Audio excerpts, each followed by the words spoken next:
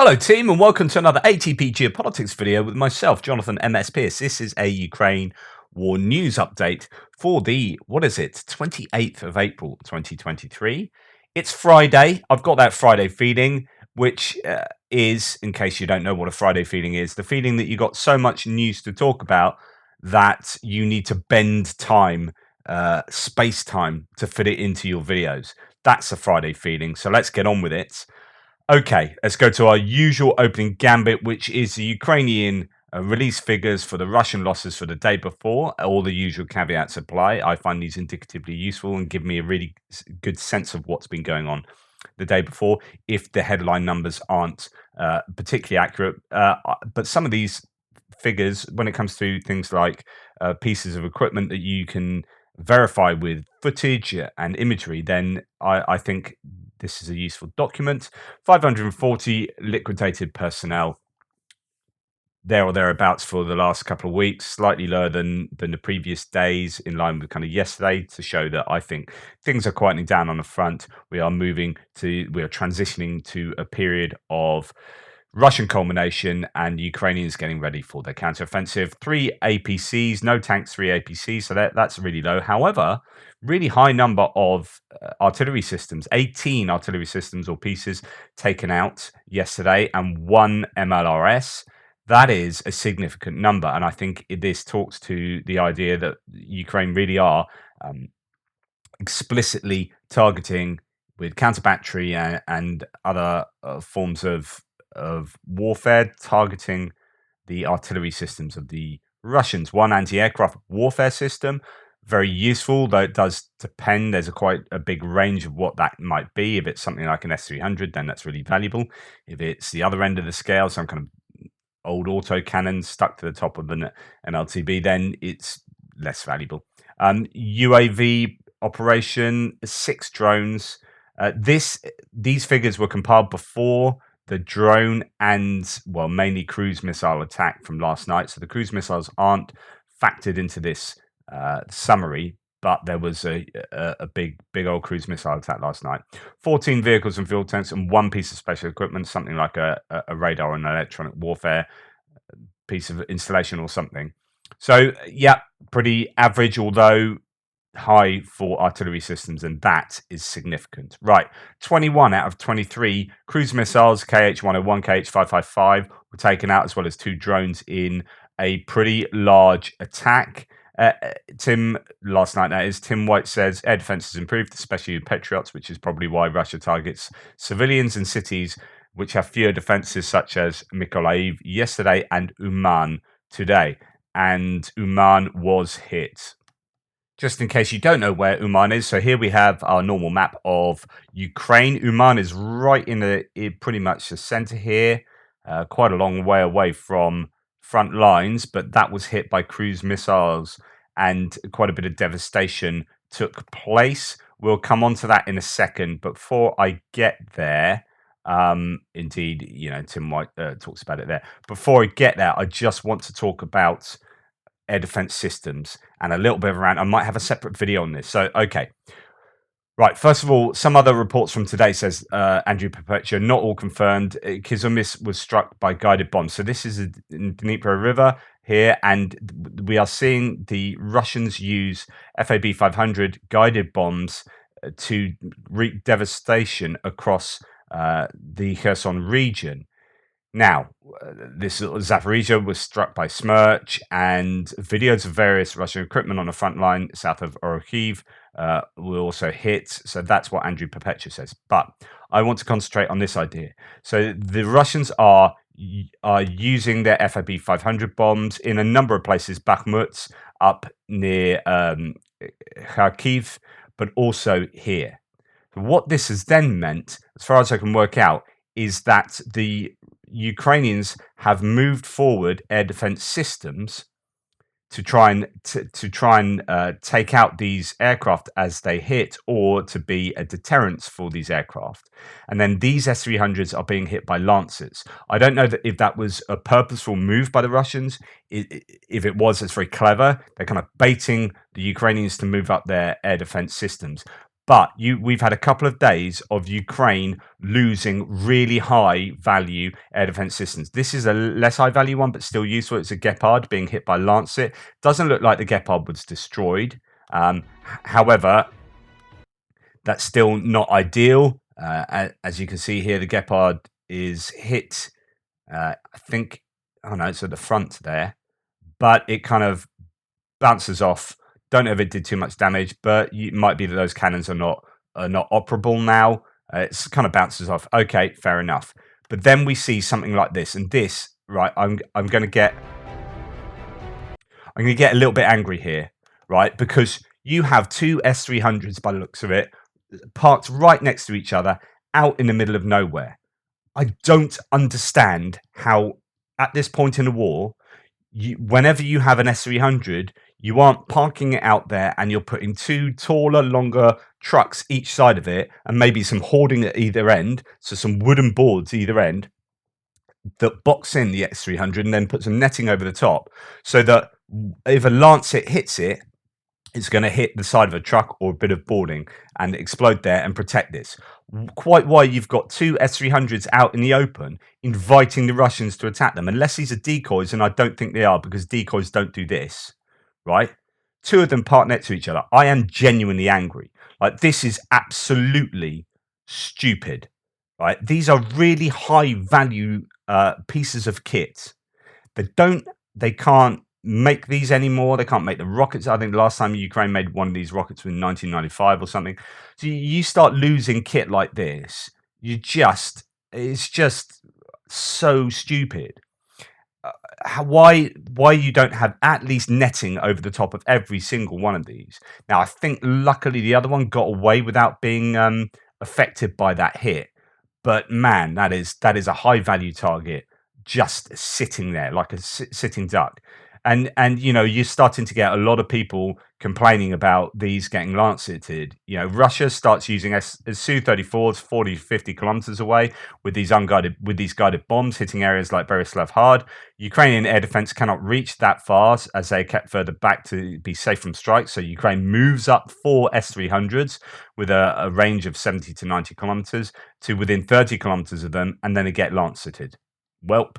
That's exactly what I was just saying there. And then someone here having a very interesting thread on what the heck of the Ukrainians been doing for the last 14 months, if not building, manufacturing missiles for the S-300. Maybe they are, but I don't know. There seems to be a lack of S-300 capability, really, capacity in terms of ammunition and the launchers. And then this person shows 4 videos of S-300s being taken out by Lancers.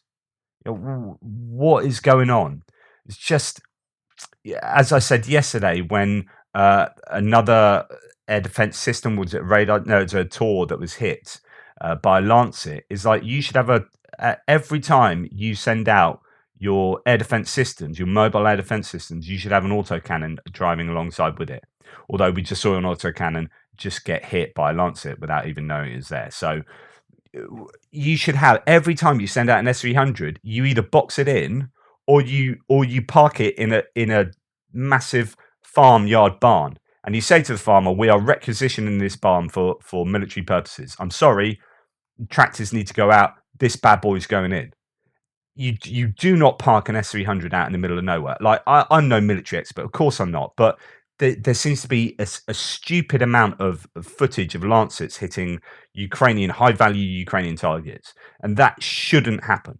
It should be like air defense is so crucial, and you are starting to see Russian air forces creep closer and closer and start to get that little bit of something approaching superiority in certain areas. So if you're not going to give Ukraine F-16s, then Ukraine themselves need to be protecting those assets with everything they've got. Like, which might mean getting a load of big trucks and boxing these bad boys in. Just come on, think. So yeah, sorry, that's me getting a bit angry with the Ukrainians there. Right, moving on. continuing in some of these hits before I get to cruise missiles. There's swirling rumors about Melitopol today, says Andrew Perpetua. There's that Russian collaborator that was blown up yesterday I talked about. There was then an explosion in the northeastern part of the city. Apparently, roads are closed due to traffic. And third, Kirilo claims that Ukraine struck Melitopol airport. We, I think, are seeing an uptick in activity ahead of a counteroffensive. I think this is kind of softening of the battlefield to come. Right, let's go on to these cruise missiles. And this makes me angry as well, because this is obviously a civilian target hit. At night, Russia launched a massive missile attack on Ukraine. One of the rockets hit a multi-story residential building in Uman. At the moment, it's known about 9 dead. A total of 109 people lived in a destroyed section of the building. There's some pretty horrific footage, and I want to show you this. And the reason why I think it's important to show you this is it's important to show you what happens when civilian buildings are hit. It's important to understand that Russia is a terrorist nation. And I'm getting pretty angry, again, as you can hear, is hitting places in the middle of Ukraine. This is not near the battlefield, and this is a rocket slamming into a residential building. And here we have first-hand evidence of that as someone just looking at their lives, a culmination of their lives, their home with a nursery in it, getting destroyed. And this, I think, really hits home the ramifications of war. Коли не думала, що таке може бути. Ракета попала в наш дом. Ми всі в крові, я не знаю. Всі стекла вимило. А тут спали діти. Добре, що ми всі живі. Просто ми всі в крові, ми всі. Боже, в нас немає ні вікон, нічого, я так злякалася. Суки, я вас ненавижу, кацапів гребаних. Коли не думала. You know, war is terrible. War must stop. And when you are a country invading a sovereign nation and then throwing rockets in, and they've been doing this for 14 months, and that's nothing special. It's nothing different that's happened. It's been happening every night for 14 months, and it's just got to stop. And the only way you get it to stop is by giving Ukraine everything they need to stop these bloody aggressors coming in and invading and bullying other countries. It just enrages me. Anyway, so that's what happened. That's what's happened in Uman. We have private houses destroyed in Dnipro. A 2-year-old girl and a 31-year-old woman were killed. 3 people were injured, reports the head of regional military administration, Serhiy Lisak. So again, you've got footage of residential places. Yes, there might have been military targets hit as well, or they might have been trying to hit military targets. Were they using the right munitions to do so? What are they doing to try and minimize collateral damage? If anything, are they doing anything? Because it doesn't look like the Russians do anything to minimize collateral damage. Private building of an enterprise was also destroyed. There was a fire. It's already been extinguished. The construction base is also on fire. Flame swept 400 square meters. 70-year-old woman was injured. During the night, Russians shelled another territorial community in the Nikopol district. So Nikopol and Marnets, these places get hit all the time. Zaporizhia, Nikopol, Marnets, this area is just consistently hammered because they can do so by artillery, the other side of the reservoir, as well as Zaporizhia with S-300s is a favored target of the Russians. Anyway, moving on. There's a lot of talk now about the success of Bakhmut. So Bakhmut is likely to fall in the next few days, but there's a lot of analysts saying, I told you this was the right decision, which is really interesting. So you get a lot of pro-Russians in the thread below will go, oh, this is copium. Oh my goodness, like Bakhmut's been lost. This is a victory for the Russians. It's like you have to understand Pyrrhic victory, and you have to understand a death of 1,000 cuts attritional strategy, and you have to see what the Soviets did to the Germans as well, using exactly this tactic. So Russia should know about this, because this is what they did in the Second World War. Got the Germans to exhaust themselves and then punch them back. They'd got the Germans to fix their troops and attrit their troops to a massive degree, and then left them weaker in the long run. So that appears to be what a lot of analysts are now saying. Phillips O'Brien's thread's really interesting as well. Anyway, I'll talk about that later in my frontline update. It looks as though Ukrainian forces have mined this building by the MiG monument in southwest Bakhmut. So this is just an interesting bit of footage to look at, all geolocated and whatnot. If we look at the photograph here, that is a bit of rubble there, a big bit of rubble, and we have what was the building before it was mined and destroyed. So, and that is pretty significant. So, I guess the idea is that either Russians were in there at the time and the Ukrainians blew that building hoping to take out a bunch of Russians, or that was a tactically useful place for the Russians to have in terms of being able to have snipers there, being able to have a view of everywhere else. However, there are other tall buildings still surviving, so I don't know. Anyway, moving on. Last night, Tim White reported an explosion in St. Petersburg. There was a bit of talk about, what's happened in St. Petersburg. It's been revealed that it was an abandoned thermal power plant, leaving a crater 6 meters wide. No one can find out how it happened. One local official thinks it may have been a Second World War bomb exploding. So there you go. So that explains St. Petersburg. Something happening in Moscow. Yes, they don't know what that was, but something's burning in Moscow, pretty much in the Moscow center. And then talking about, fire, here we have a second grass fire in Sverdlovsk region, close to houses. This is just southeast of the center of Yekaterinburg. So that in that region, there was already a massive fire previously, or here we've got another one. Russia on fire is certainly this ongoing issue. As I say, as I've said before, with the lack of conscripts who usually tackle these fires, the conscripts being sent to the front lines, with a lack of those, you are going to see these kind of incidents prevail over the next few months, even more than we have seen. Right, moving on to odds and sods. This is some footage that has been an intercepted phone call that has caused a lot of ruckus, and rightly so. Russian soldier has admitted to killing Ukrainian POWs after interrogations. In a conversation intercepted by Ukraine's SBU, a Russian soldier admitted he has repeatedly killed Ukrainian prisoners of war by cutting their throats. A quote from the intercept: "People who are prisoners of war, there's no point in keeping them, because we get all the information from them. There's no point in keeping them anymore. They need to be disposed of," said the Russian serviceman. And that is, war crimes again, as if you didn't need any more proof. This is a huge bit of news, right? Major development in the hunt for who sabotaged the Nord Stream pipeline. I've written articles on this, big old article. One of my biggest recent articles was trying to work out who did this. And at the end of the article, I came up going, well, I'm still pretty much 50-50. I just don't know. There are arguments both ways on this.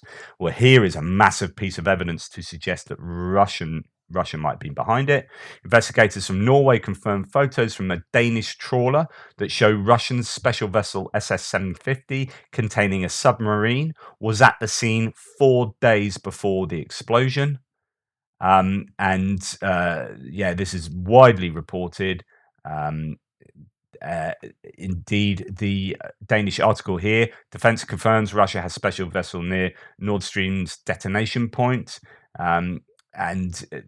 Lots of analysis on what was purported to be going on. Several Russian naval vessels were in the area, and then several countries sent vessels, so on and so forth. Lots of analysis. So it's, again, for me, this means it's swinging back to thinking it probably was Russia in the end. Moving on from that. Family members, says Rob Lee, of soldiers from Kirov have complained that soldiers are having their leave declined in anticipation of Ukraine's upcoming counteroffensive. These are Russian soldiers. They haven't been issued summer uniforms, so still in their winter uniforms. It's spring and it will soon be summer, and had to buy their own food. So things aren't looking good for Russian soldiers. Right, let's move on to military aid, humanitarian aid, and whatnot. This is worth listening to. I am going to do, as part of my extra, a big old analysis.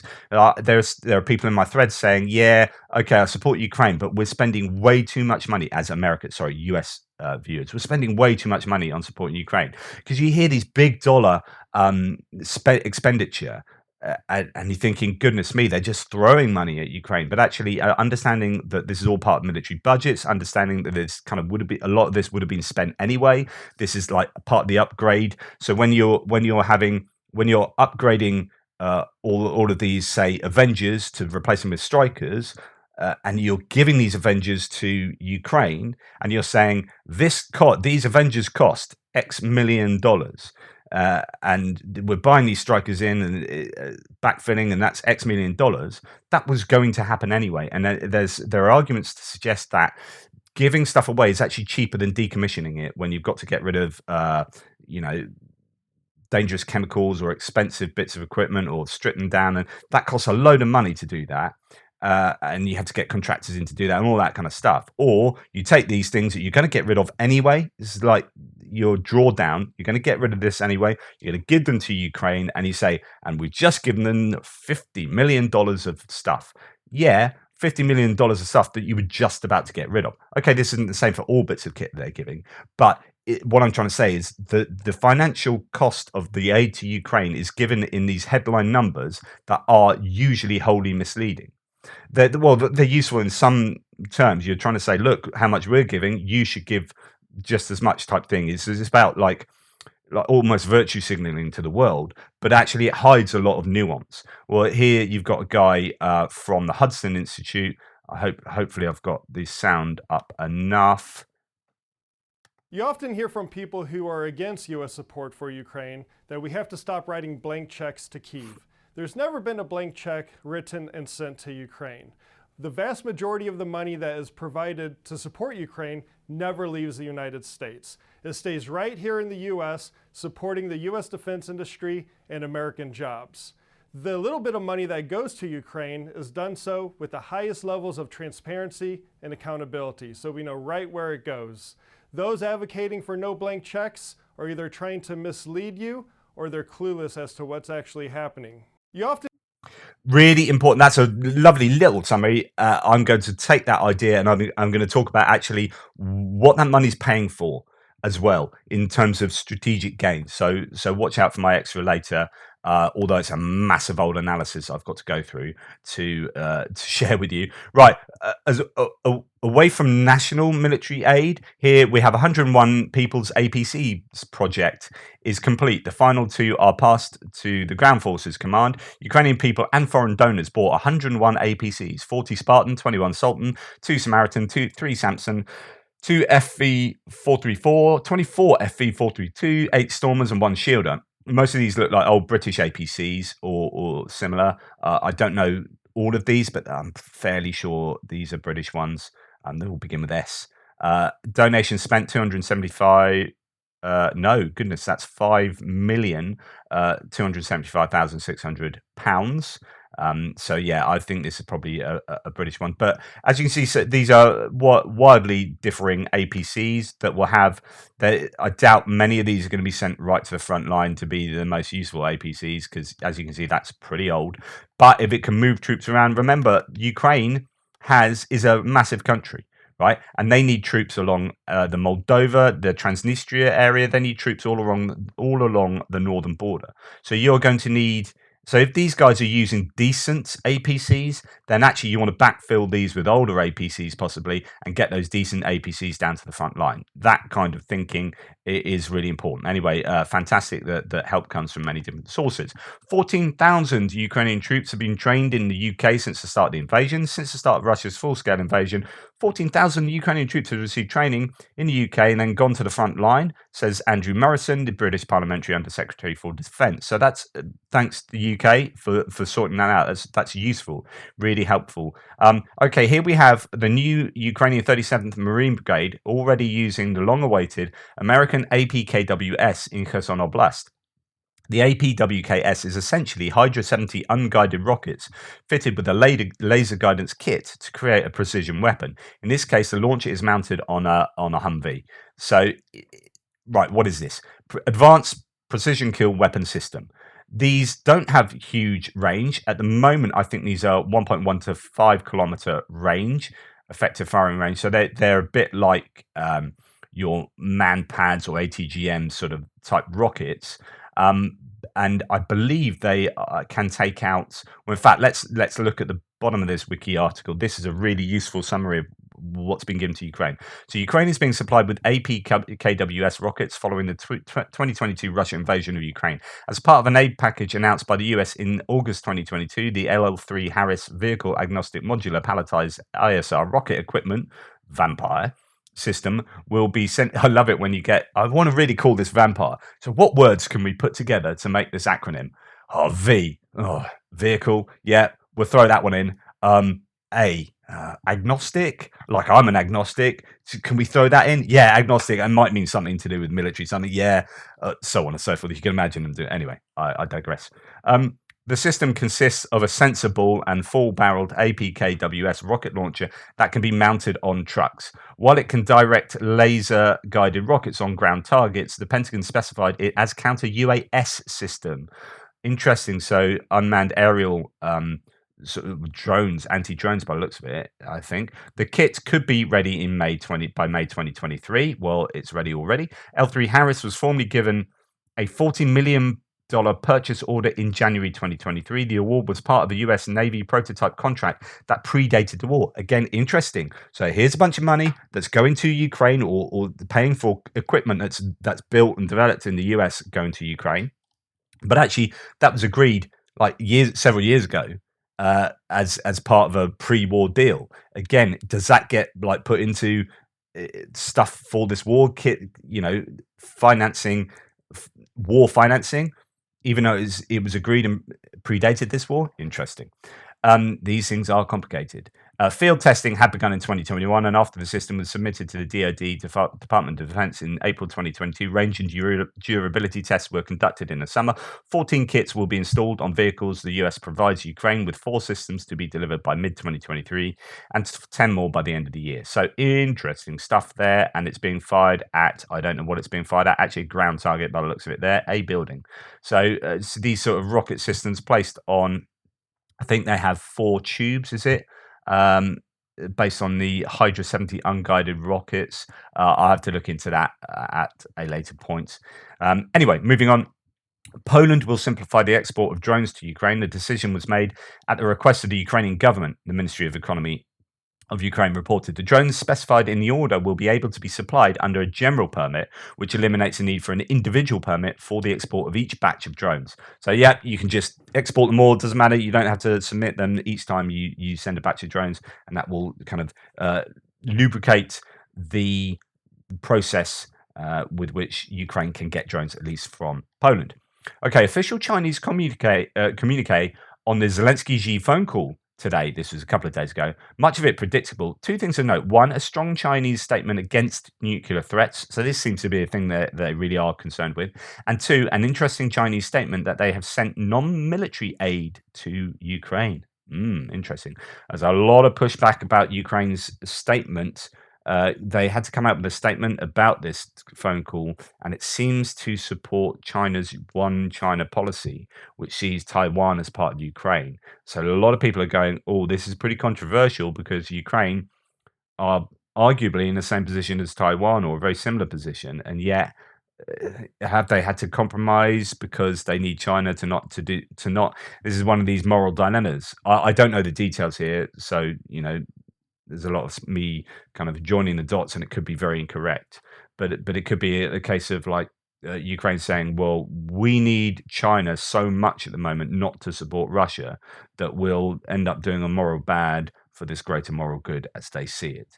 But I don't know whether that's a bastardization of the facts.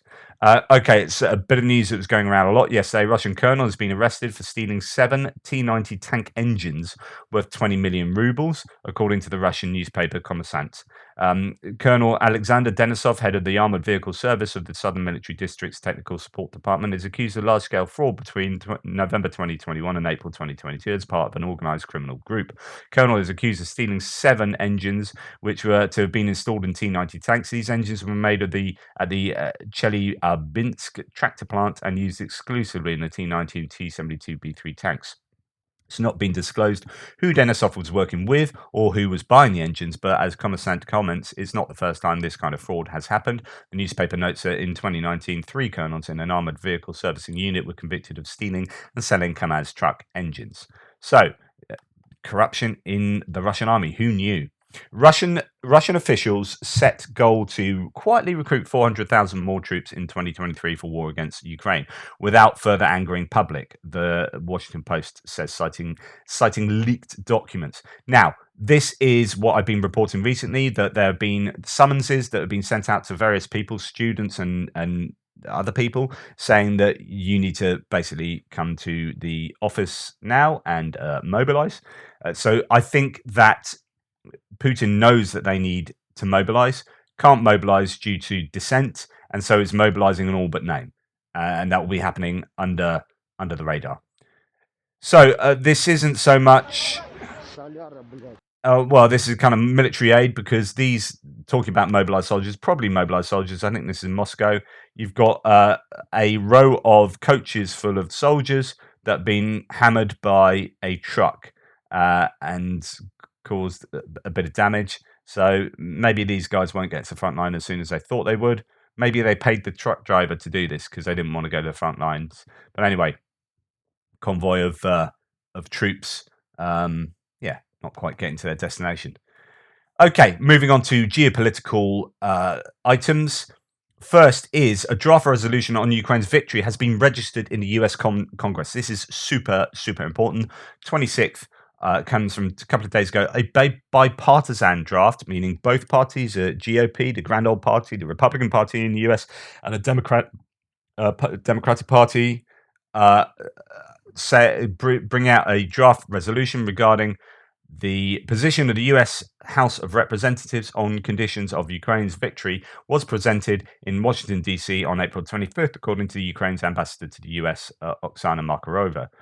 The document, co-written by Republican Congressman Joe Wilson and Steve Cohen from the Democratic Party, states that Ukraine's victory should be considered the complete return of Ukrainian territories within the internationally recognized borders of 1991 under the control of Kyiv. According to Markarova, the draft resolution also indicates the following elements of the US Congress's position. Peace after potential Ukrainians' victory should be ensured by the country's integration into NATO and other Euro-Atlantic institutions, which corresponds to the US long-term policy. The US must work with its allies, and partners to ensure Russia's payment of reparations to Ukraine, the world community's assistance in restoring Ukraine, Russia's leadership's accountability for its war of aggression, and justice for victims of Russian war crimes. This is a holistic approach.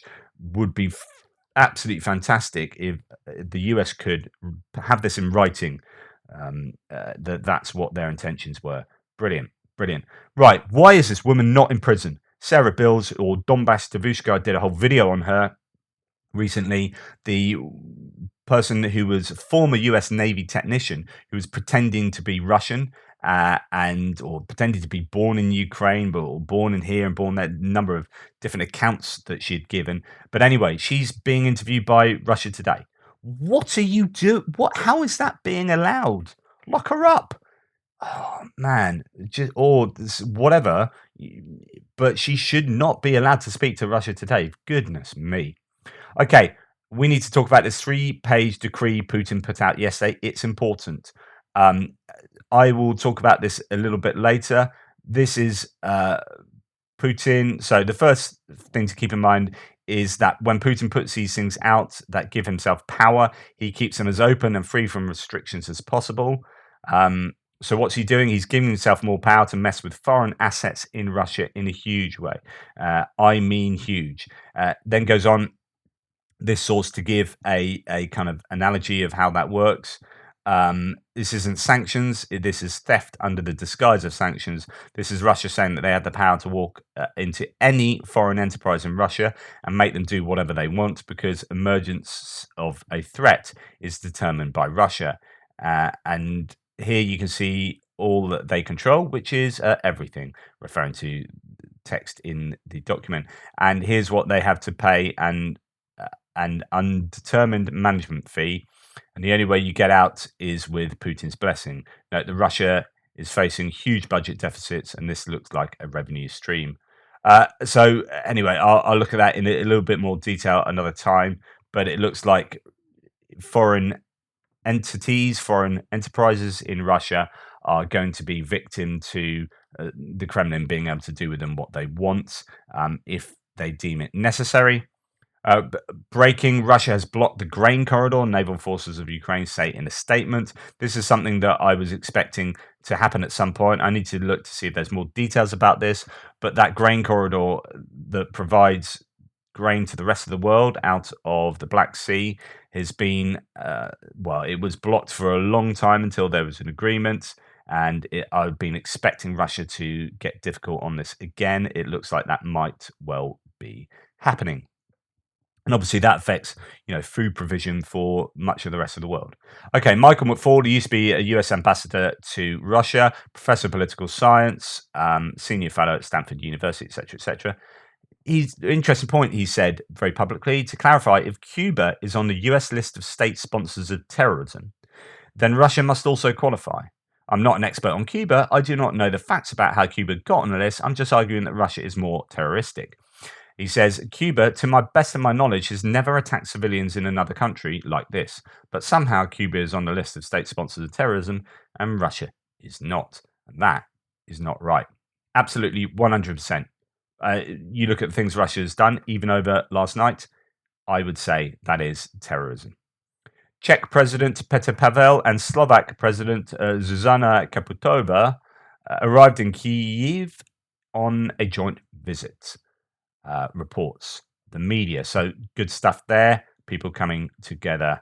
And the last thing to note is a Russian State Duma representative or member, that is, he is a parliamentarian in Russia, saying on state TV, we should bring back chemical weapons.